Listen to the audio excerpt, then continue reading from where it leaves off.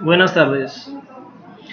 Vamos a grabar este pequeño video a partir de un debate que se está dando en el canal muy interesante con Jesús Castro.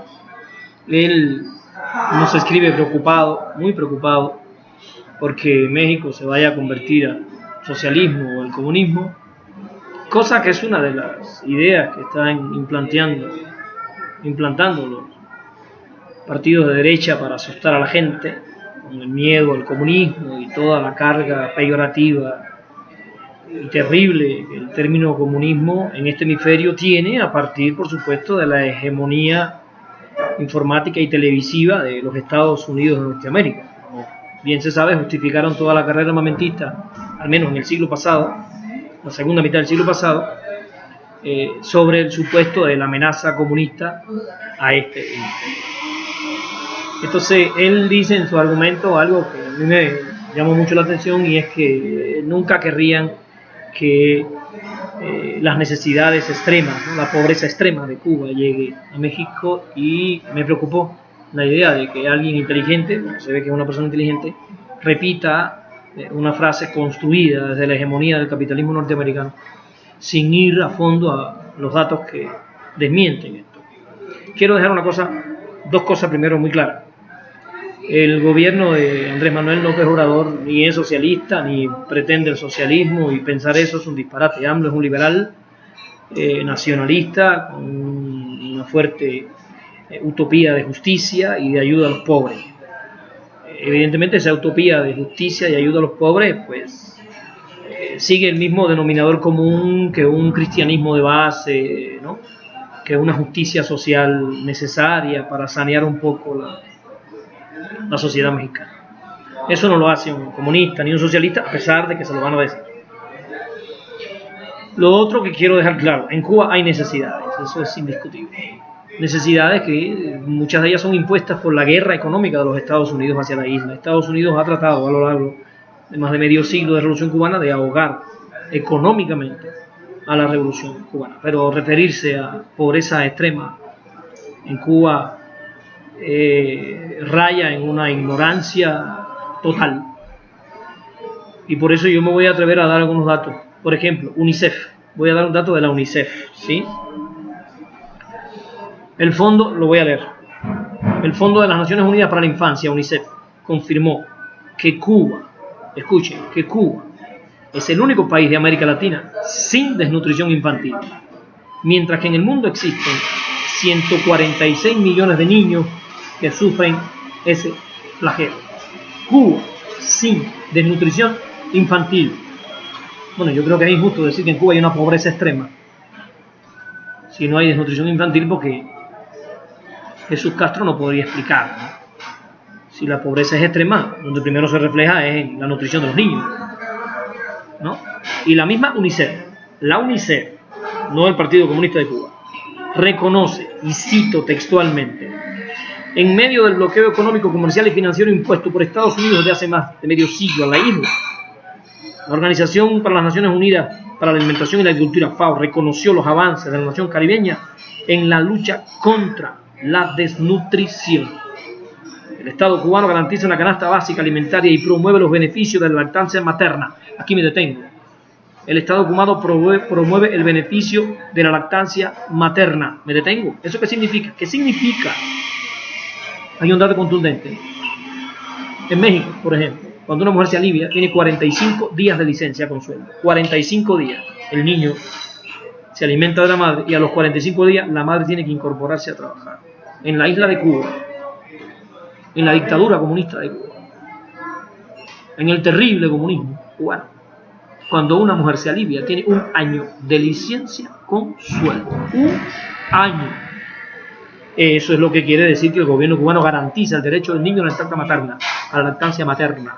Por ley en Cuba, una mujer cuando se alivia tiene un año de licencia con sueldo para amamantar a su criatura, y después se incorpora al trabajo.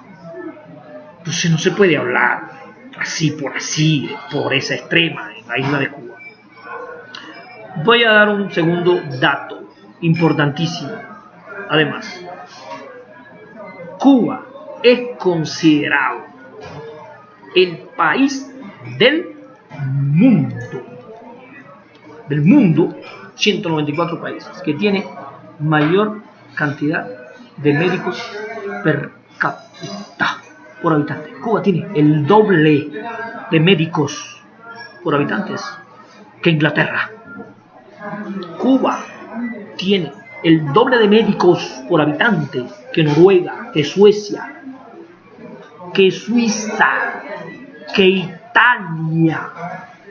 Más del doble de médicos por habitante. Y esos médicos, además, atienden gratuitamente a toda la población cubana, completa. Todas las personas que viven en Cuba, niños, tienen acceso a una educación gratuita de altísimo nivel, sin pagar un peso. Entonces no se puede hablar de pobreza. Y por último, el otro dato, es fundamental decirlo, yo sé que hay gente que le va a arder porque hay gente que le arde la realidad. Cuba es el país del mundo. 194 países en el mundo. Cuba es el país del mundo que gasta más presupuesto del PIB en educación. El país del mundo que más invierte en educación es Cuba. Entonces, ¿cómo vas a hablar de una dictadura? Lo primero que la dictadura le roba a la gente es la capacidad de pensar, el derecho al estudio, el pensamiento libre. Entonces, un país que invierte tanto en educar a sus ciudadanos, en que lean, en que se superen. En Cuba las maestrías son gratuitas, los doctorados son gratuitos, no pagas nada. Por hacer un doctorado no pagas titulación, no pagas los maestros, no pagas nada para hacerte doctor en ciencia ni máster en ciencia. Bueno, yo soy licenciado en educación, máster en investigación y doctor en ciencias pedagógicas en Cuba. Yo no pagué un peso. Lo único que tuve que dar fue mi esfuerzo personal para poder cumplir las exigencias de exámenes, que son bastante altas. Entonces, pobreza extrema. No, yo creo que el compañero tiene que informarse mucho más. Tiene que informarse porque el socialismo cubano que él critica así con tanta hazaña, el comunismo cubano al que él le da tanto golpe, en los datos dicen que es más humanista, tiene más esperanza de vida Cuba, más acceso a la cultura, al deporte, el país de América que tiene más medallas olímpicas per cápita, por habitante, somos nosotros. En los últimos Panamericanos que México quedó en primer lugar, Cuba bajó al tercero o al cuarto. Pero México tiene 120 millones de habitantes, Cuba tiene 12 millones. Si sacamos el porciento de medallas de oro per cápita, que es como debería ser, ¿quién es el campeón? Estas cosas hay que discutirlas, lo digo. Hay que leer, hay que buscar datos para poder criticar. Hay que hacerlo con argumentos, no con prejuicio. Decir la primera tontería que la propaganda mediática de los Estados Unidos nos mete en la cabeza no es justo. No es justo con la isla de Cuba. Tenemos muchos defectos y muchas cosas que criticar y que mejorar, pero no es justo que para criticarnos mientan. Gracias por seguirnos, por confiar en nosotros, por permitirnos este intercambio de ideas pequeño, pero que van poco a poco abriendo una brecha en la hegemonía propagandística, manipuladora del imperialismo. Nos vamos y nos vemos, por supuesto, en la victoria. No hay de otra. Por favor, los invito a que se suscriban para que reciban las nuevas notificaciones de este humilde su canal. Gracias.